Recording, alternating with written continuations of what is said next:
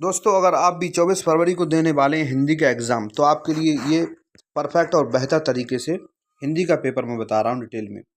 देखिए, प्रश्न पत्र मेरे साथ में है और मैं आपके लिए अधिक से अधिक नंबर लाने की कोशिश करूँगा। और यदि आपने पढ़ाई ढंग से नहीं की है, तो भी शायद इस वीडियो में पास तो हो ही सकते हो, ढंग से पढ़ाई नहीं की है तो।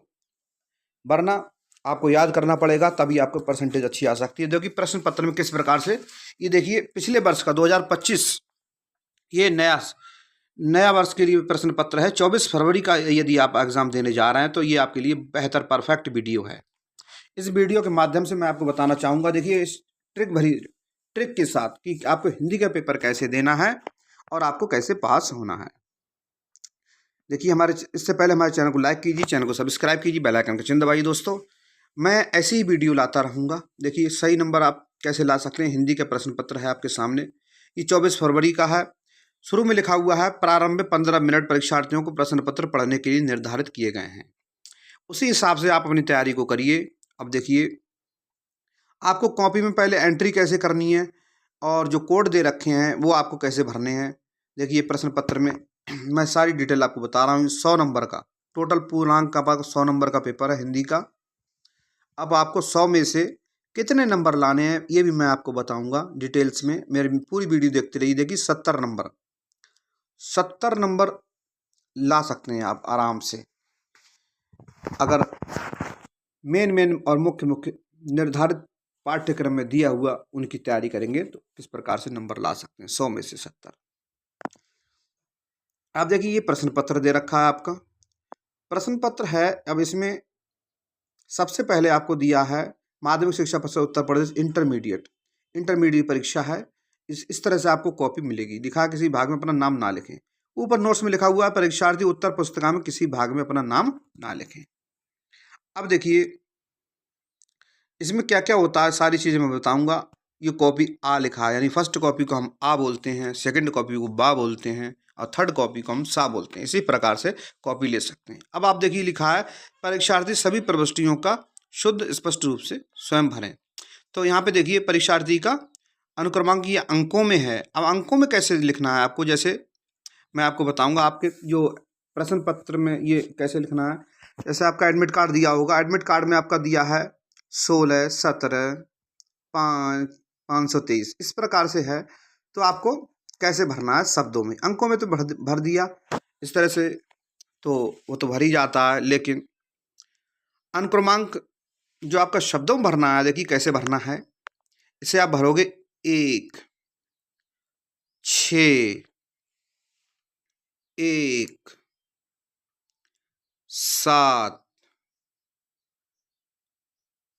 5, 5 के बाद 2, 3। देखिए, इस प्रकार से आप शब्दों में भर सकते हैं।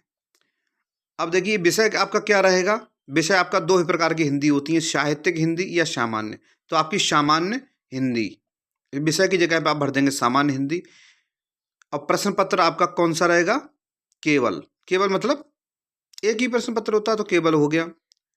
अब देखिए, ये परीक्षा कोड है आपका, ये पेपर कोड कितना है 302। तो 302 यहाँ पे पेपर कोड अंकित करना है। यहाँ पे 302 DI। इस प्रकार से आपको कॉपी भरनी है। कॉपी का फर्स्ट पेज भरने का तरीका सबसे आसान है। ये परीक्षा की तिथि और पाली। तो तिथि आपकी 24 फरवरी 2025 हो गई। अब पाली कौन सी, आपकी द्वितीय पाली। दूसरी मीटिंग में तो द्वितीय पाली। अब देखिए, केंद्र का नाम और परीक्षा का दिन कौन सा पड़ेगा आपका, सोमवार। तो आपको स्वयं भरना है सोमवार। अब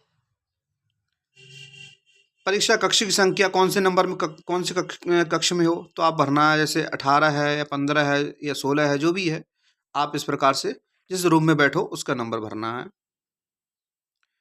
अब देखिए, ये प्रश्न पत्र आपके सामने है। 3 घंटा 15 मिनट आपके लिए निर्धारित हैं पढ़ने के लिए। अब नोट्स पढ़ेंगे आप 15 मिनट। परीक्षार्थियों को प्रश्न पत्र पढ़ने के लिए निर्धारित हैं, ये बात मैं आपके लिए बता रहा हूँ। देखिए, और शांतिपूर्ण ठंडे दिमाग से आपको क्वेश्चन करना है। देखिए, इसमें दिखा है हल, नया पैटर्न है। 15 मिनट पढ़ने के लिए दिए जा रहे हैं आपको, ये निर्देश दे रखे हैं। पहले आप निर्देशों को पढ़िए, लेकिन ज़्यादा टाइम मत लगाइए। निर्देशों में खंड खा और खंड, दो खंडों में इस प्रकार से विभाजित है, खंड खा खंड घा। विभाजित है। तो सभी प्रश्न अनिवार्य हैं। तो आप ये पहला खंड करने जा रहे हैं हम। देखिए इसके पहले खंड के सभी प्रश्न करने हैं और उन प्रश्नों के सामने आपको देखिए 5-5 नंबर कुल मिला के आपके 10 नंबर हो गए उत्तर पुस्तिका में खंड खा से। तो देखिए किस प्रकार करना है। जैसे बहुविकल्पी दे रखे हैं आपके, बहुविकल्पी आचार्य रामचंद्र शुक्ल का हिंदी गद्य की पुस्तक कौन सी माना जाता है। ठीक है, तो हिंदी गद्य की आचार्य रामचंद्र द्वारा लिखित हिंदी गद्य की पहली पुस्तक कौन सी है दोस्तों? नासिकेतोपाख्यान। नासिकेतोपाख्यान है ये। इसी प्रकार को आप बहुविकल्पीय जो ऑप्शन वाले हैं उन पर टिक करना है। जैसे आप देखिए लिखने का तरीका ये है, प्रश्नोत्तर संख्या 1 आप कापी पे डालोगे और प्रश्न पत्र में देखोगे जैसे लिखा है इसमें चुन कर लिखिए।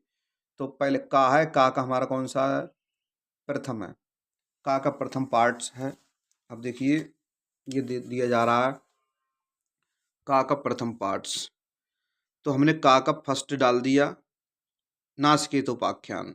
तो देखिए प्रश्न आपको नहीं उतारना है, प्रश्न नहीं लिखना है, नासिकेतोपाख्यान का को, और उस पर सही का टिक लगा दिया। दूसरा हमारा आता है खा, गुलाब राय की रचना मेरी आत्मकथाओं की विधा है। इसमें कौन सी विधा है? 4 ऑप्शन आपके दे रखे हैं, उपन्यास, निबंध, आत्मकथा। ठीक है, तो देखिए आत्मकथा ये हमारा सही आंसर रहेगा। बाबू गुलाब राय इनका पूरा नाम है, इनकी है आत्मकथा। अब ब्राह्मण पत्रिका के संपादक कौन हैं? ये कि प्रताप नारायण मिश्र जी हैं। तो आप परीक्षा में इसी पर से टिक लगाएंगे, ये लिख के आएंगे। हजारी प्रसाद द्विवेदी जी का उपन्यास कौन सा है? पुनर्वा। कन्हैया लाल मिश्र प्रभाकर की रचना कौन सी है दोस्तों? माटी हो गई सोना। अब इसी प्रकार से देखो, माटी हो गई सोना। आपको नीले पेन से यूज करना है और ब्लैक पेन से यूज करना है, ध्यान रखिए। अब आप जहाँ तक कोशिश करें कि अगला प्रश्न जब करें तो उसमें अगला ये गद्यखंड दिया है, ये 5 नंबर का आपका आएगा ऑप्शन वाले में। ये पद्यखंड है, ये भी आपका 5 नंबर के ऑप्शन होंगे इसमें। तो आप ये ध्यान रखना, जब भी प्रश्नोत्तर संख्या करें तो अगला प्रश्न करने से पहले आपको 2 लाइनें एक कॉपी में छोड़नी है। भारतेंदु युगीन कवि कौन है? प्रेमघन। तो भारतेंदु युग के कवि प्रेमघन है। आप इसको आंसर में लिखेंगे प्रेमघन। इसी प्रकार से आप लिखते जाइए। तो देखिए हमने लिख दिया प्रेमघन। अब हुंकार काव्य के रचयिता कौन है? इनमें से आप छांटिए। रामधारी सिंह दिनकर जी हैं। ठीक है, इस प्रकार से आपको लिखना पड़ेगा, तभी आप अच्छे नंबर ला पाएंगे। अब हमारा आया गा, प्रयोगवादी काव्यधारा के कवि हैं। कौन है इसके प्रयोगवादी काव्यधारा के कवि? इसमें इसके शमशेर बहादुर सिंह। ये आपको टिक लगाना है। ये पद्य वाले चल रहे हैं। तीसरा तार सप्तक के प्रकाशन कब हुआ दोस्तों? ये बताएंगे आप। तीसरा सप्तक प्रकाशन कब हुआ? 1969 में हुआ, 1941 में हुआ, या 1959 में हुआ, या 1951 में? आपको ये याद होना चाहिए। देखो पहला जो तार सप्तक हुआ 1943 में हुआ और दूसरा हुआ 1951 में। तो इसमें कौन सा पूछा गया? प्रथम। तो ये 1900 यानी 4 से ये आपका सही ऑप्शन कौन सा मिलेगा? 1900 ये मिला के 1959 दिया है। अब 1959 ही आपका सही माना जाएगा। अब देखिए इस प्रकार से आप सारे प्रश्नों को हल करेंगे। ये पल्लव से उद्गृत कविता परिवर्तन की रचयिता कौन है? सुमित्रा नंदन पंत। यही आप सही टिक लगा के आएंगे और यही लिखेंगे सुमित्रा नंदन पंत। जो भी आप ऑप्शन लिखेंगे उसके आगे सही का टिक अवश्य लगाएंगे ताकि माना जाए कि हाँ आपने सही लिखा है। इस बात के आपको 10 नंबर मिलेंगे। ये 10 नंबर के आते हैं। देखिए परीक्षा में उपयोगी, बहुत ही अच्छे तरीके से आपकी परीक्षा की तैयारी के लिए बताया जा रहा है। अब इसी प्रकार से आप करते जाइए। अच्छे नंबर तभी मिल सकते हैं। देखिए आप हिंदी के प्रश्न पत्र, अब देखिए तार सप्तक 2 प्रकार के बताए गए। अब देखिए 7 और 8 नंबर, कुछ 7 और 8 नंबर वाले क्वेश्चन कौन कौन से हैं? जैसे ये दिया है, किन्हीं दिए गए गद्यांश पर आधारित निम्नलिखित प्रश्नों के उत्तर दीजिए। तो आप इस गद्यांश मतलब कहानी टाइप में होता है, इस गद्यांश को आप नॉर्मली होकर, बिल्कुल स्वतंत्र होकर पढ़ेंगे, बढ़िया मन लगा के। इस गद्यांश को पढ़ने के बाद जो नीचे प्रश्न के उत्तर दिए जा रहे हैं, प्रश्न दिए जा रहे हैं, उनके उत्तर देने पड़ेंगे इस गद्यांश को पढ़ के। यह दिए गए गद्यांश पर आधारित निम्नलिखित प्रश्नों के उत्तर दीजिए। तो आप ये पढ़ेंगे, अशोक को सम्मान जो कालिदास से मिला है वही सुंदरियों को। इस प्रकार से आप ये पता करेंगे कि ये कौन से पाठ से लिया गया है। आघात है, फूल है, कर्ण है, इन कुछ शब्द इसमें ऐसे दिए गए हैं, इन शब्दों से आप पता करेंगे कि किस पाठ से ये लिया गया है। तो ये महादेव है, मन के मोक्ष पैदा करता है, मर्यादा है, इसमें पुरुषोत्तम का नाम आ रहा है। तो इसी प्रकार से देखिए अशोक से आप समझ जाइए कि कौन से पार्ट से लिया गया है। तो देखिए आप कैसे हल करेंगे इसे, ये कॉपी में मैंने हल करके दिखाया है आपको। इसी प्रकार से आप लोगों का प्रश्नोत्तर संख्या 3 देखो, अशोक जो डॉट डॉट लगा के जो लास्ट में खत एंड होता है उसका वहाँ पे लिखेंगे उठता है। इसका संदर्भ देखिए किस प्रकार से लिखना है आपको। पहले में आपका संदर्भ पूछा गया है तो इसको डालेंगे आप, जैसे संकेत के रूप में मैं आपको बता रहा हूँ कि साकेत किस प्रकार से, ये यानी कि अशोक का संबंध आपके लिए ये किससे निर्धारित किए जा रहा है। अगर वो आप नहीं कर पाए तो जैसे पहला नहीं कर पा रहे हैं, दूसरा आप में देखिए निंदा कुछ लोगों की पूंजी होती है। तो आप ये जानते ही होंगे, ये इस पाठ का नाम है निंदा रस, और इसके जो लेखक हैं वो है हरिशंकर परसाई। इस पर आधारित है। इसमें निंदा के बारे में और संकल्प सुनाते हुए, स्वयं को संत समझाते हुए, दृष्टि एवं अनुभव करते हुए, ये सारी चीज़ें इसमें दे रखी हैं। और देखिए इस प्रकार क्रम बाई क्रम आप करते जाइए। पीछे हम वापस आते हैं। देखिए ये हमने आपको संकेत दे दिया, सिग्नल यानी अशोक से है। तो ये कहाँ से, अशोक से ही पता लगता है कि किस पार्ट से लिया गया है।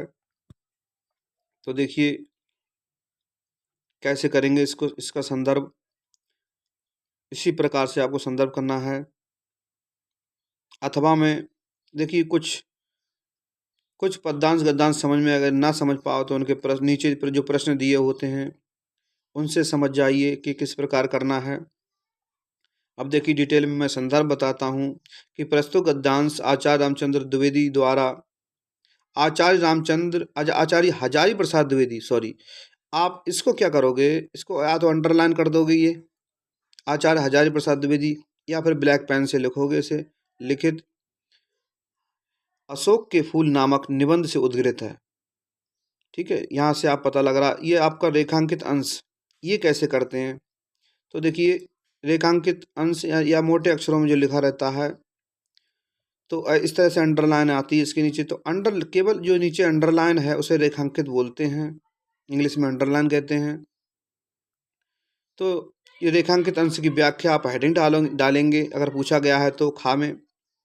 तो उसमें जैसे ये कालिदास द्वारा साहित्य में हैं अशोक का प्रचुर से उल्लेख मिलता है। लेखक का मानना है कि यह कहना है कि कठिन है, उसे भारतवर्ष में अशोक का नाम कोई नहीं जानता था, किंतु यानी इस प्रकार से रेखांकित वाक्य की व्याख्या कुछ अपने शब्द मिला के कुछ में इसमें से दोनों की सहायता से ये हम कर सकते हैं। और हमारे तीन चार प्रश्न लगभग दिए होते हैं, उसमें तीन या चार प्रश्न तीन प्रश्न पूछे जाते हैं लगभग। तो देखिए संस्कृत के किस कवि ने अशोक को सम्मानित किया है, अगला आपका प्रश्न आता है। तो इस प्रश्न का हम आंसर देखिए कैसे देते हैं, इसका उत्तर कैसे देते हैं। संस्कृत के कवि कालिदास ने अशोक को अपने साहित्य में स्थान दिया है। और देखिए अशोक के फूल संबंध से लेखक पर विचार क्या है वो भी हम देखते हैं। घा में अशोक पर फूल आने से संबंधों के लेखक के अनुसार मनुष्य को इसकी विचारधारा। तो ये सब देखिए प्रश्न की सहायता से मैं बता रहा हूँ, ध्यान से सुनिए। तो इसका लास्ट में है दिवांश कौन सा है, इस प्रकार से आपको कर्णाध्वंश और इन शब्दों से आपको जानकारी मिल जाती है कि आपको किस प्रकार से ये करना है। प्रश्नोत्तर संख्या 4 डालते हुए देखिए, प्रश्नोत्तर संख्या आप कभी मत बदलना। अब देखिए, हम आपको बार बार बताते हैं, इस पे आधारित जो है नीचे जो प्रश्न, जितना प्रश्न में पूछा जाए आप उतना ही उत्तर देंगे। अगला पद्यांश की बात जब आती है, इसमें लिखा है, मेरे प्यारे नव जल से कंज से नेत्र वाले। अब देखिए, अगर आपने पढ़ा होगा तो तुरंत समझ जाएंगे कि यहाँ कौन से पाठ से लिया गया है। और अथवा में अगर वो समझ में नहीं आता तो जो अथवा लगा है उसके बाद वाला पढ़ेंगे। और देखिए इसे, ठीक है, इस प्रकार से आप पढ़ेंगे, जाके आए मधुबन से और भेजा संदेश। तो संदेश कौन किसको भेज रहा है, यदि आप पढ़ेंगे तो समझ जाएंगे। देखिए, का प्रस्तुत का इसका पद्यांश का हमें साथ साथ निकालना है। प्रस्तुत गद्यांश कहाँ से लिया गया है, कौन से पाठ से लिया गया है, इसके रचयिता कौन है। इसके रचयिता हरिओ सिंह उपाध्याय हरिओ जी हैं। प्रस्तुत पद्यांश है ये। पवन दूतिका किसको माना है, तो देखिए, पवन दूतिका राधा जी ने श्री कृष्ण को संदेश भिजवाया है। राधा जी ने श्री कृष्ण को संदेश भिजवाया था। इसी प्रकार से आपको आंसर देना है। अब रेखांकित की बात आती है। कहीं पे अगर रेखांकित जो होते हैं तो ये आप हेडिंग डालोगे, रेखांकित अंश की व्याख्या अलग से। राधा पवन से कहती हैं कि मैं भगवान श्री कृष्ण मथुरा से जाकर नहीं आए हैं। ठीक है, इस प्रकार से आपको करना है। और इसे अगला क्वेश्चन आपका आता है, प्रस्तुत गद्यांश श्री कृष्ण के सौंदर्य का वर्णन किस प्रकार किया है। तो सौंदर्य का वर्णन के लिए देखो, मेरे प्यारे जब नल से कंज से नेत्र वाले, यानी उनके श्री कृष्ण जी के नेत्र कैसे हैं, कंज से नेत्र वाले। तो देखिए, इस प्रकार से भगवान श्री कृष्ण नवीन नेहा जैसी शोभा और यानी जलद से कंज से नेत्र वाले, इसका मतलब ये हुआ कमल कमल जैसे नेत्र उनके। प्रस्तुत गद्यांश में रस कौन सा है, अब रस के बारे में चर्चा करते हैं। देखिए, कोई भी पद्यांश आए उसके रस के बारे में आपको जरूर बताना है। प्रस्तुत पंक्तियों में अब हम रस पता करना है, कैसे होगा। साहित्यिक योगदान को आप किस प्रकार करना है, कृति कैसे करनी है, इनकी कृतियाँ कैसे, जीवन परिचय कैसे लिखना है, सारी चीज़ें इस प्रकार से लिखनी है। आपकी साहित्यिक योगदान जो दे रखा है, कृतियाँ उनकी है चंद्रहास अनद। और अनुदित काव्य कौन सा है, मेघनाद वध, ब्रजभाषा, वीरांगना। मौलिक काव्य कौन सा है, भारत भारती। इस प्रकार से देखिए प्रश्न पत्र में। अब अगला प्रश्न आता है आपका, ये 5 नंबर का होगा। इस 5 नंबर में अब आपका ये प्रश्न 5 नंबर का पंचलाइट है, बहादुर है। ठीक है, इस प्रकार से कहानी है बहादुर कहानी, उनके पात्र, उन पर रचनाएं। देखो, बहादुर कहानी का सारांश आप ऐसे हेडिंग डालेंगे। अमरकांत का नाम जरूर लिखेंगे यदि बहादुर कहानी आ जाए, क्योंकि इनके ये रचयिता हैं अमरकांत द्वारा।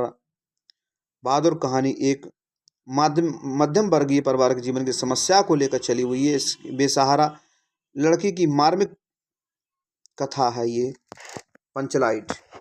तो इसके शीर्षक, कहानी का शीर्षक संक्षेप में संक्षिप्त है। इस कहानी के प्रमुख पात्र बहादुर का नाम है। इस कहानी के प्रमुख पात्र बहादुर का नाम पर आधारित है। इसे पढ़कर पाठक के मन में बहादुरता का भाव उत्पन्न हो जाता है। और ये लड़का रहने वाला पहाड़ी क्षेत्र का है। अब देखिए, इसका कथानक अगर लिखने को आ जाए, प्रस्तुत कहानी का कथानक अति संक्षिप्त तथा कौतुकपूर्ण है। यह 12-13 वर्ष के एक पहाड़ी बालक बहादुर दयनीय दशा को प्रकट करते हुए ये कहानी बताई गई है, जो माँ की मार और उपेक्षा से सींच कर शहर भाग आया है। और देखिए, वो जाके वहीं पात्र और चरित्र चित्रण, अगला हेडिंग डालोगे। पात्र इसमें मुख्य कौन है, कहानी में पात्रों की संख्या सीमित है। इसमें केवल 4 पात्र प्रमुख हैं, बहादुर, निर्मला और उसका पति, पुत्र उसका किशोर। ये सभी माध्यम से है। बहादुर का सर्व प्रमुख पात्र है इस कहानी में। बहादुर का देखिए पूरा नाम बताएं आपको तो दिल बहादुर नाम है इसका। कहानी के निम्न मध्यम वर्गीय परिवार विज्ञान तथा वास्तविक अंकित करता है। और इसमें समाज में झूठे प्रदर्शन और शान शौकत में विश्वास करता है। यह बनावटी जिंदगी जीना पसंद करता है और कहानी में निम्नलिखित इसके प्रति सहानुभूति रखते हुए मध्यम वर्ग के लोगों की स्थिति एवं वास्तविकता को समझाता है। ये उसका उद्देश्य है इस कहानी का। तो आपको उद्देश्य भी लिखना पड़ेगा। अगला आता है प्रश्नोत्तर संख्या, डालेंगे आप स्वपठित।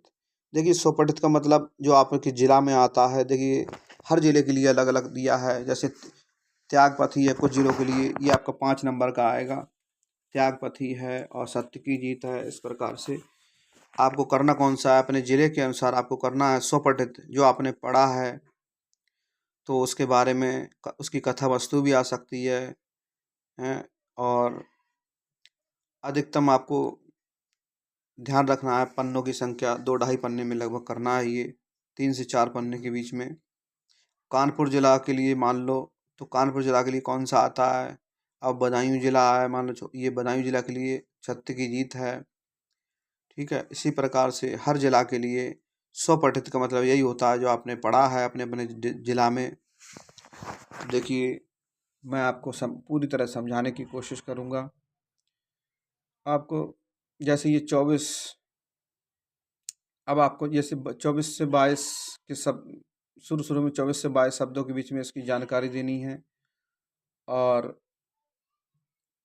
स्वपठित आपने जो पढ़ा है वो करना कैसे है, किसी प्रकार से आपको देखिए ये दिया। त्यागपथी खंड का आपकी कथा वस्तु अपने संक्षेप में लिखिए या फिर मुक्ति यज्ञ लिखिए। हैं तो जो आपके जिला में जो आई हो वो आपको करना है। अगला खंड आता है आपका खा।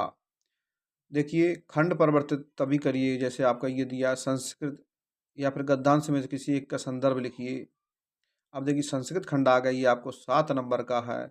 2 नंबर और 5 नंबर, 2 नंबर आपको कौन से पाठ से लिया गया उस बात के हैं। देखिए इसका संदर्भ में कवि का नाम नहीं लिखना है, ना ही लेखक का लिखना है। प्रस्तुत संस्कृत गद्यांश हमारी पाठ्य पुस्तक संस्कृत दिग्दर्शिका या संस्कृत खंड की भाषा या इस प्रकार से आपको करना है।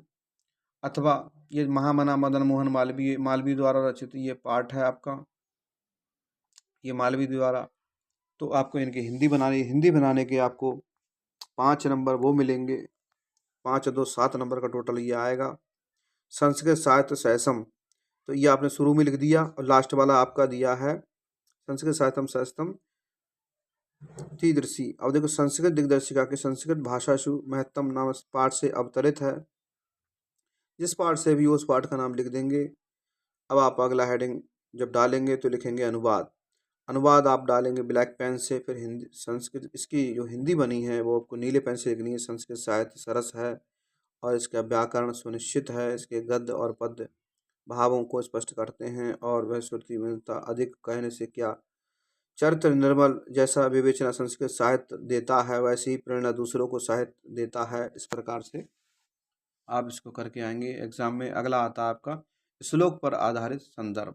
अब ये भी आपका 7 नंबर का होगा। 2 नंबर का आपका ये संदर्भ आएगा और ये आपको हिंदी बनाने, इसकी भी हिंदी बनानी है। जैसे आपका ये दिया जलम, जलम वाला अगर आ जाए तो देखिए कैसे करना है। ऊपर लिखा हुआ आप देख रहे हैं, संस्कृत में श्लोक आएगा, आपको इसकी हिंदी बनानी पड़ेगी। तो देखिए आसमान टूटना, इस प्रकार से आपको देखिए ये करना। अम्बु अम्बु ये या चयन करके लिखना है आपको, ये शुद्ध करके। ये अम्बु अम्बु, इसका अम्ब मतलब आम्ब होता है कि मतलब बादल। भुवन भुवन इसका मतलब घर और संसार होता है दोस्तों। इस प्रकार से आप कुछ याद किए हुए देखिए। अब जैसे बार दिया, इसका मतलब क्या हुआ, मेघ या बादल। द्विज, द्विज का मतलब क्या होता है, ब्राह्मण है। और मित्र का मतलब दोस्त या सखा। इस प्रकार से जो है इनका अंत में अंत ना हो वो कौन होता है, अनंत। और देखिए मितव्यासी, ये क्या होता है, कम बोलने वाला क्या होता है, मितभाषी। पुत्र पराया होता है, इसकी क्या कहते हैं, बड़ा मेरा अपमान। इस प्रकार से आपको देखिए करते जाइए।